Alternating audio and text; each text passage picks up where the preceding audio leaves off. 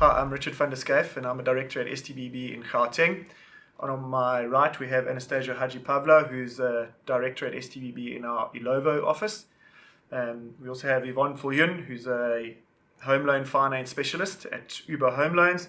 And of course, we have Jenny Rushin, who is from Better Bond, and she's the National Development Manager. So this morning, ladies, we're going to be talking about all things home loans and bonds. So diving straight into it, please, Jenny, Yvonne, tell us what are the benefits of using a mortgage originator in our industry? Yvonne, you first. So the role of the mortgage originator is to handhold with the buyer, to prepare them for the process, and to ultimately shop around at all the lenders to see where they can get the customer the best deal. So very similarly, as you've shopped around for property, you would shop around for a home loan. So you'd want to discuss with each bank what kind of home loan one could get and what the best terms and conditions one can get, and negotiate amongst them to get to the best possible outcome. Okay. Jenny? First of all, great to be here. Looking forward to having this convo this morning.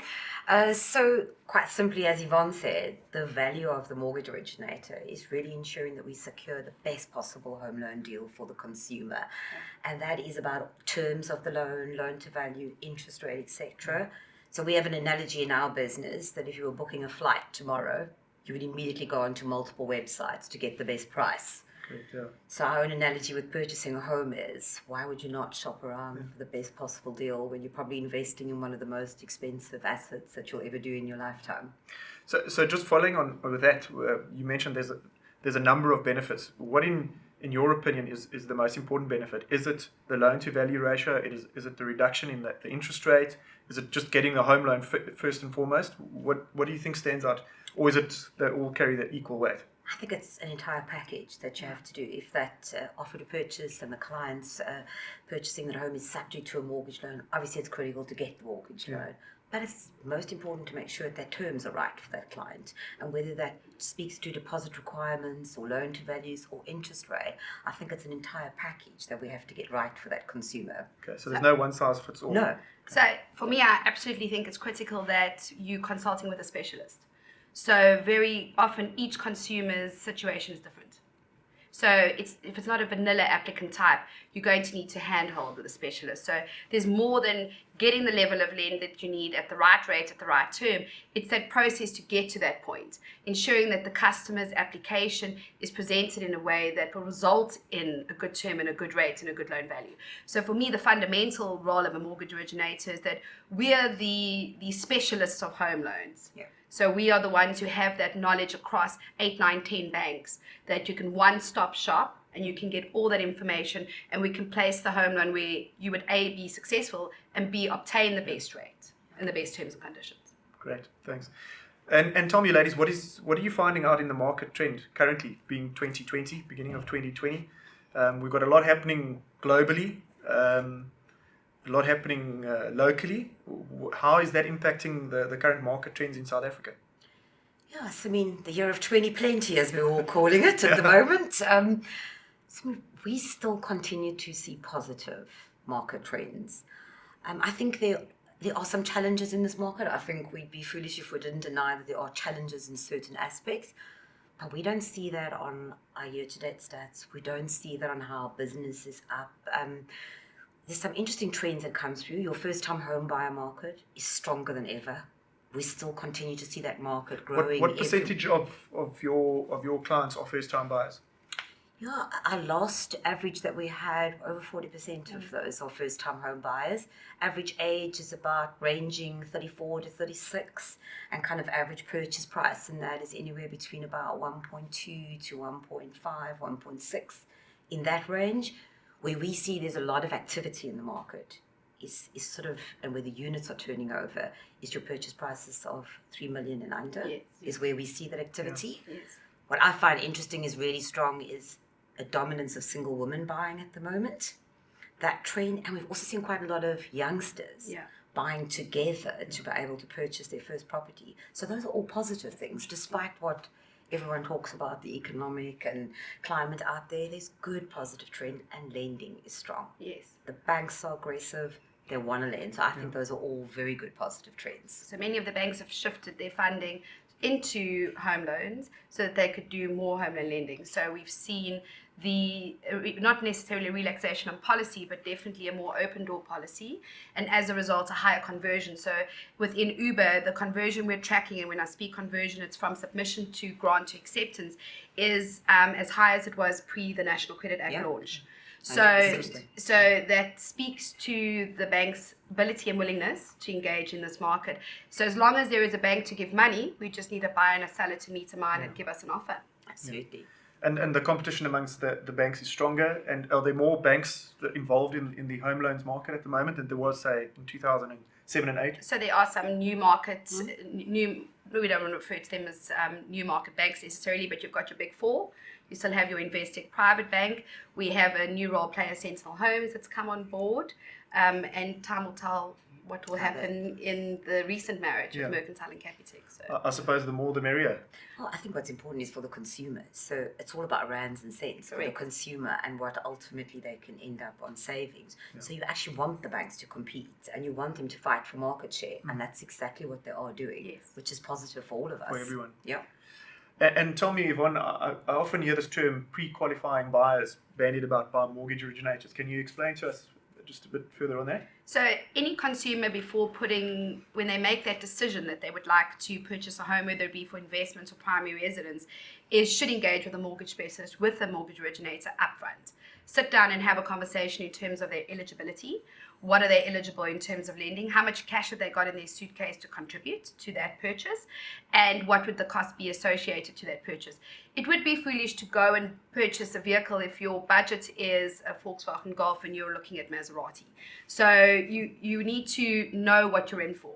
So pre-qualification is key for all the role players in the industry. For the buyer, for the seller who's accepting that person into his home to view, for the real estate agent who's putting him in his vehicle and incurring a cost to show him property. I think it's the basis and the foundation for if your mind is made up in the morning, you're going to buy a home, your very next call should be the mortgage originator as to what can I buy for. Okay, good, thanks. And please, Jenny, tell us what can consumers do to ensure that they are credit ready? Because I suppose at the end of the day, the bank needs to make a decision on that specific consumer to see whether they want to give them a loan and whether it's a viable option or not. 100%. So maybe following on from what Yvonne was saying, so I would recommend to anyone, get yourself pre-qualified. And part of that is your credit worthiness and what that actually looks like. And I think there's a few factors that play into that. So the bank scoring mechanism I always explain it like this, like your past behavior will represent your future behavior for the bank. So things like if you have not maintained your accounts, you haven't paid them timeously, that all plays into your payment profile, which if that payment profile is unfortunately negative, the bank will have more risk in lending your mortgage loan to you. Yeah. I don't think all debt is bad. I think there's some good debt out there. And I think it is maybe quite important for consumers to have some form of good debt. So it also shows a pattern of how they actually manage their credit worthiness. And then I know in our world, a better bond, we also have partners. If your customer is not quite credit worthy yet, we also have partners that work with that client until they get them to the point that that score is actually correct for them now to engage in potentially buying a property. So it sounds to me like there's a very real benefit in getting the services of a mortgage originator. But tell me, what are the costs involved, Jenny, in terms of... certainly hope there's a benefit. There's nothing but benefits. There's a definite benefit, but everything comes at a price, as they say. Please, can you... Not origination. Not origination. Free mahala. Free and mahala. Okay, so there's no cost involved. To the consumer, there's absolutely no cost involved. I mean, I think it is knowledge that the mortgage originator earned their fee from the banks with each mortgage that they place with that specific, which is declared also to each consumer. There's no physical cost whatsoever to the physical consumer to use our services. And that's why it's a no-brainer, why you wouldn't actually use an expert service to actually get that right deal. And no obligation. Absolutely. So it's a win-win. Yeah. And Anastasia, from a legal perspective for the consumer, is there a cost involved in obtaining a bond from the bank? Absolutely there is. And I think it's very important for consumers to understand this because in most instances that bond is linked to the purchase of a home. And they've taken that into account, the costs in acquiring that home. They don't always think of the costs in registering that bond. And there is a fee payable. The Legal Practice Council has a guideline. It recommends a tariff, and all conveyancers in South Africa look to that tariff and charge as per that tariff. And it's on a sliding scale, depending on what the loan amount is. The bond registration fee will increase or decrease, as I said, depending on that loan amount. And there's another thing that they also need to take into account. Our statement of account will have a fee which is not payable to the conveyancer. It's called the initiation fee. It's a fee payable to the bank. It's the fee that the bank charges for initiating that bond, for drafting the bond documents, instructing an attorney to act on the bank's instruction, for issuing that quotation and that bond grant. It is a fee that can be payable upfront. We charge it in our accounts. We collect that amount on behalf of the bank and pay it over to the bank. The client does have the right to negotiate with the bank, if they don't have that payment upfront, to add it to their loan amount. But what they do, they need to understand that they're going to pay interest on that amount because it becomes part of the loan amount. Yes. So it's probably not in their best interest to include it into the loan amount if they can afford it upfront. Absolutely, but they do have the right if it suits them. Okay. Anastasia, we obviously, being in the Western Cape currently, there's a lot of non-residents and foreigners that have looked to invest in South Africa over the last few years. Can a non-resident obtain a bond in South Africa? Absolutely, but you need to look at different situations. First of all, you don't have to be in South Africa. You never have to come to South Africa to purchase a property in South Africa and to qualify for a bond.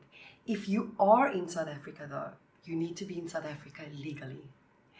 And there are 3 different scenarios which determine what percentage bond you can qualify for as a non-resident. So the first scenario is if you are not in South Africa or you've come to South Africa on holiday, then you can purchase a property in South Africa and you will qualify for a 50% bond. What's very important is how you finance the balance, the other 50% of the purchase price. You would have to open a non-resident account in South Africa. You don't have to be in South Africa. Those requirements have now changed. You don't have to be in South Africa to open that non-resident bank account, but you would bring the money in from overseas and you would service that bond through that non-resident account. The second scenario is if you are in South Africa temporarily. So you're on a work permit or a spousal visa or you're retired and it's a temporary visa, then you can qualify up to a 75% bond. And the third scenario is where you are in South Africa permanently, but you haven't naturalized. Then you could qualify for up to 100% bond. Okay. And tell me, ladies, I mean, what percentage of your businesses or your consumers or clients would be non-residents? I suppose it's area dependent. It's area dependent. So the Western Cape will definitely see a lot more non-resident buyers and a lot more South African citizens living and working abroad that would buy here. Obviously, Atlantic Seaboard is an alluring area for them to purchase.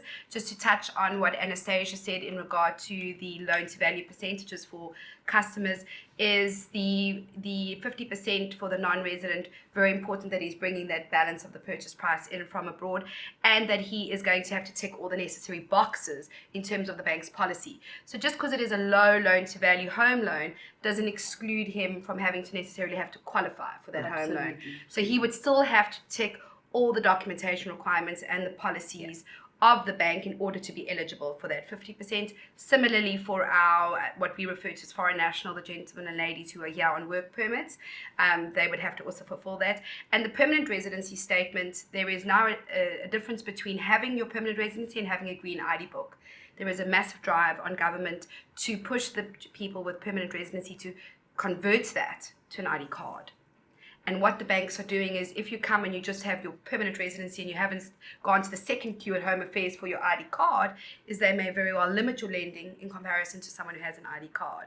So it's a methodology from the bank. So if 5 years ago you had your A4 permanent residency, you were treated equally. Yes. Now you arrive with your A4 permanent residency, but you don't have the ID card. Some of the banks are saying you need to have converted that. Why? And I go back to when Jenny chatted earlier in regard to credit worthiness. How do we track credit worthiness? We track it with an ID number. So all your debts is linked to your identity number, and we can then track how you behave. When you have permanent residency but not an ID card, you do not have an ID number. Therefore, all the debt you incur, your vehicle, your credit card, is not linked to an ID number. So effectively, the bank cannot track your behavior. So you're automatically deemed higher risk. Yeah. So, and that unfortunately would be with a non-resident. They don't have an ID number. So the documentation requirement remains the same. The policy is the same for them as a normal South African, but they are certainly entitled to 50% local lending service in rands in our country. Yeah. Well, if I may, Richard, sorry, I just want to add to something that you said, Yvonne, is that I think it's also very important for that non-resident. Let's say it's the non-resident who qualified for the 50% bond and who's bringing in the other 50% from an overseas source, to realize that whoever's name is on that bond, it's that person who must bring in the money from overseas. Correct. Not somebody else. It's not the father who's loaning the money. Yeah. Because what's very important to those non-residents, and one of the reasons why it is so great to invest, for a foreigner to invest in South Africa, is that it's easy for them to repatriate the funds when they sell one day. Absolutely. But there are rules Yeah. that apply, and if you can't tick all of those boxes, your money is stuck in South Africa. And one of those boxes is how it comes in, who brings it in, and it has to be that person whose name is on the bond. Yeah. Just following up that, something that I've just thought of now is there any limit in terms of how many bondholders you can have on one specific property? I.e., is it limited to 3 people can jointly own a home and get bonds, apply for a bond together? Or is there any type of limitation legally and from the bank side? So there's consortiums who have 6, 7, 8 Yep. purchases on a deed of sale. Where you would find the limitation is within the bank's policy. Is some of them, once you reach buyer 3 or buyer 4, start hesitant to do 100% lending, because then they can see that this is maybe a property investment consortium. But there is no limitation. You can have 12 if you want to, but all 12 have to partake in the home loan application. All 12 are jointly and severally liable for the home loan, and all 12 have to supply their documentation. Correct. Okay. Right. And lastly, tell me, ladies, how do you see the interest rates going for the remainder of 2020? As I said, it seems to be quite volatile at the moment, but a few of the key factors are pretty good. Inflation's pretty low at the moment. How would that impact us and our outlook for interest rates for the rest of this year? They've got to go down. That's not an option. I'm optimistic. Absolutely. I think we all have that feeling Yes. that it's going to happen. I think all indicators from anyone you're speaking to, from your economists to everyone in our industry, generally there's big optimism that this interest rate will go down. I think we're all hoping for a 1% cut. Yes. Would be the ideal price. Whether it does go down 1%, I suppose we've got no guarantees, but we need to get it down because we need the sentiment to improve. Because I think it will be positive, and I think it's right timing. They can reduce the interest rate. That's my opinion. Globally, I think if we look at the negative economies that are what's happening in Italy in regard to their home loan holidays, I think that is going to have a very positive effect on South Africa. And I don't have a crystal ball, but I definitely think that we will see by the first quarter of 2021 that we would maybe at 9 or below. Anastasia, one last question. How important is the relationship between the mortgage originator and the bank's panel of attorneys? I think Yvonne and Jenny will agree with me that it is very, very important. And what we would like the consumers out there to know is that we are each other's business partners. We understand each other's businesses. We work very closely together in the best interest of that client. And Yvonne, you mentioned that you're a specialist. Yes. And I think the consumers need to realize that we are the experts in our trade. And it is stressful and it is emotional to purchase a property and to bond a property. It's, for many people, the biggest transaction that they will participate in. So it is stressful for them, it's emotional for them, and they need somebody to hold their hand, and they want an expert to hold their hand. They don't always understand who the expert is, but together we are the experts working in their best interests to hold their hand through that process, guide them through the process. And we may not necessarily work together during the whole transaction, but we each have our role to play. We take over from each other, and we communicate with each other all the time. Absolutely. You know, the bond originators who would obtain that bond and liaise with the bank initially, and then the bond gets granted and it goes to the attorney. But that attorney and bond originator speak to each other on a weekly basis through that whole process until the matter is registered. And one of the reasons why we do is because it's so important for us to get to know that client. And you know the client differently at different stages of the transaction. So together we communicate with each other to just maintain that initial reaction and relationship and take it right through to the end. And any pitfalls. Absolutely. So you may be getting terms and conditions in an offer, or there may be pitfalls that happen, and you need to go back to the mortgage originator and say, you need to go back to the bank and try get this condition changed or this condition removed. So it's vitally important for us to stay in constant contact from bond approval right up till transfer. Absolutely. And I mean, for me, I always sum it up and say we are the professional value chain for that client, with always that client interest best at heart for us to make sure that that transaction goes through smoothly from purchase all the way through to transfer and registration. Yeah. And it's very much a team effort. I think, you know, you've got your mortgage originator, you've got the bank who's giving the home loan, and of course the conveyancing attorney who's registering the bond. And I think the common thread there is that we all look after the consumer's best interests. Absolutely. We're trying to make the process as easy and as understandable as possible, as transparent as possible. And that's why I think it's definitely in their best interest to get a team for the consumer, to get a team behind them that's going to back them and are, as you ladies, the right team, yes. that are experts in their field. Yeah.